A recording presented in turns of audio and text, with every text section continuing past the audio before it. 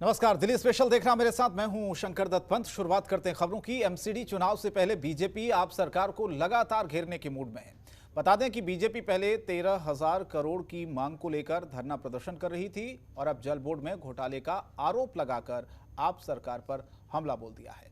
BJP ने नारायणा से डोटापुर तक पदयात्रा निकाली, जिसमें काफी संख्या में महिलाएं भी शामिल रहीं। दिल्ली प्रदेश बीजेपी के अध्यक्ष आदेश गुप्ता ने नारायणा इलाके में पदयात्रा की अगुवाई की और कहा कि दिल्ली की सरकार दिल्ली वासियों के टैक्स को बर्बाद कर रही है।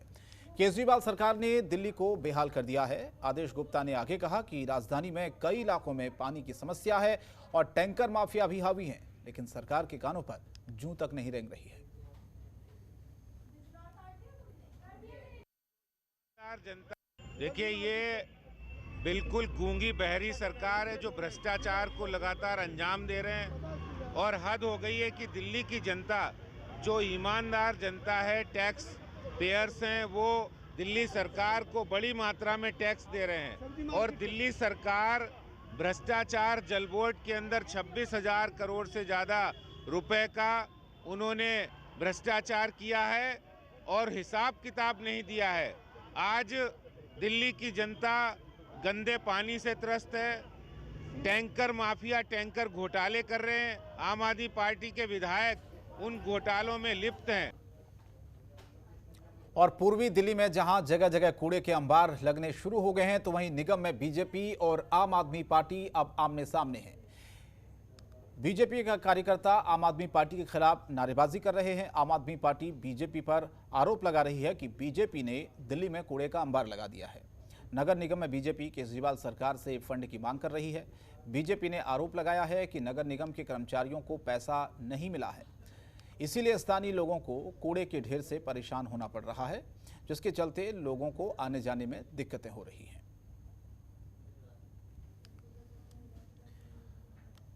तो दोनों पार्टियां, आम आदमी पार्टी और बीजेपी, एक दूसरे पर आरोप लगा रही है फंड को लेकर, लेकिन पूरी जो दिल्ली है वो इससे परेशान है। जगह जगह कूड़े का अंबार लगा हुआ है क्योंकि फंड रिलीज नहीं किया गया। जाहिर तौर पर कर्मचारियों की सैलरी नहीं मिल पा रही है और इसी वजह से लगातार पूरी दिल्ली में जगह जगह कूड़े के ढेर भी लगे हुए हैं। लेकिन अब बीजेपी ने आम आदमी पार्टी पर आरोप भी लगाया है और सीधे सीधे कहा है कि 13,000 करोड़ रुपए जो हैं उसे जमा किया जाए।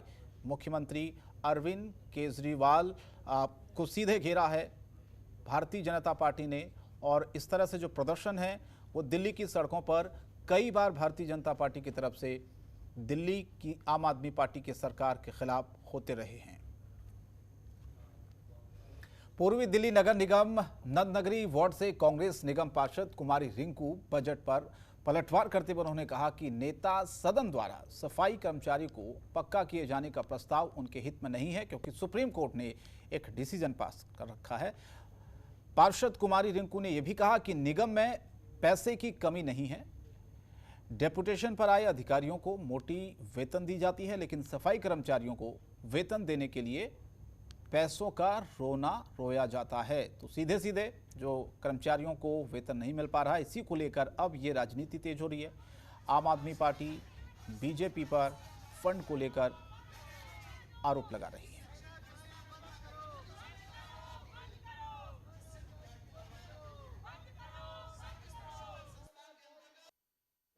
देखिए, आमदनी अठन्नी, खर्चा रुपया वाली बात है और भ्रष्टाचार निगम में इतना है कि बताया नहीं जा सकता। और दोनों सरकारें, चाहे वो दिल्ली की सरकार हो या निगम में बैठी भाजपा सरकार हो, दोनों की दोनों ही भ्रष्ट है। इस तरह का कुशासन शायद आप लोगों ने कभी कांग्रेस के राज में नहीं देखा होगा।